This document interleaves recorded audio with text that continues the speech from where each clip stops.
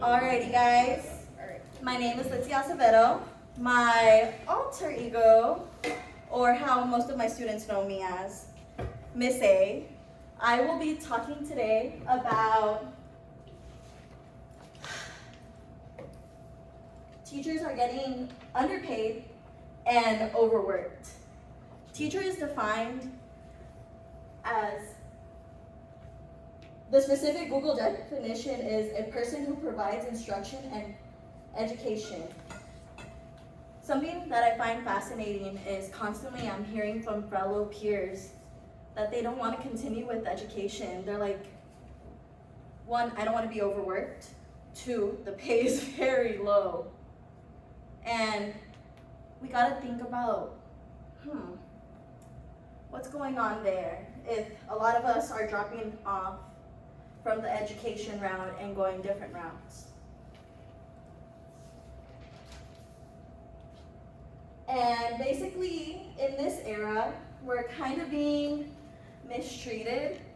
We're dealing with behavioral management, and we're kind of dealing with things here and there.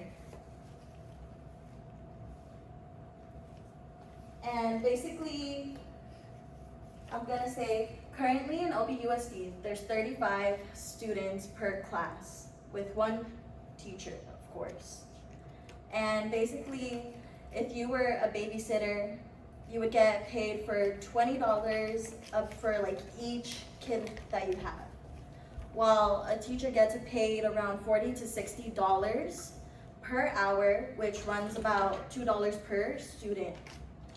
So right now, that's pretty mind-blowing, because if we were to calculate the babysitter's rate, it would be $700 per hour for all the kids in a classroom in LBUSD. So now moving on to current news. In 2023, in Millikan High School, a teacher was assaulted with a chair by a student because I believe the student was on their phone, and the teacher, of course, said, "Put away your phone."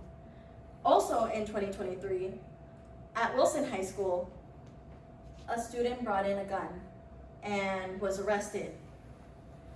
Also in 2023, guys, in Compton, there was a walkout where teachers were leaving the school. And the thing that I find really bewildering is that parents were dropping off their kids and not making sure that they were going into the building. And later, the teachers faced the consequences of the parents' actions, because they were like, why was there no educators there? But wasn't the responsibility of the parent to make sure that their kids are going into the building? Constantly in my elementary school, we're teaching the Barty B's. Barty be kind, Barty be respectful, Barty be hands off. And in the previous examples that I've stated, they're not being respectful, they're not being hands off, and they're not being kind.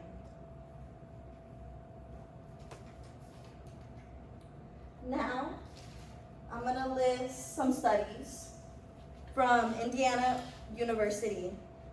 Studies show that basically the better quality of a teacher leads to a better student, which seems pretty obvious. And they'll score higher on standardized tests, and as well as go into like colleges. And 94% of public school teachers spend their own money on school supplies for the kids. Without reimbursement, they spend about $479 per teacher on average will spend that much money.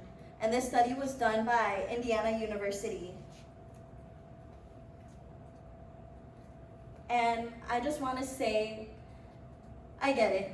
Sometimes we have a teacher that isn't the best, that might have put us down in the past, that we won't amount to anything, or I don't know, every case is different, but at the same time, you need to be able to put yourself in their shoes and think about what teachers do for us every day, how they take care of the kids that are gonna be the future leaders, how they're teaching from English to math to science to history, how they're encouraging our little kiddos to be future politicians, astronauts, that the sky's the limit.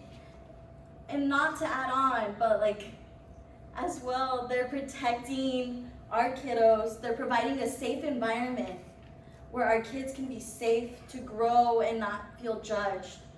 Times have definitely changed, and I believe it's for the better. And I believe that's my essay/speech.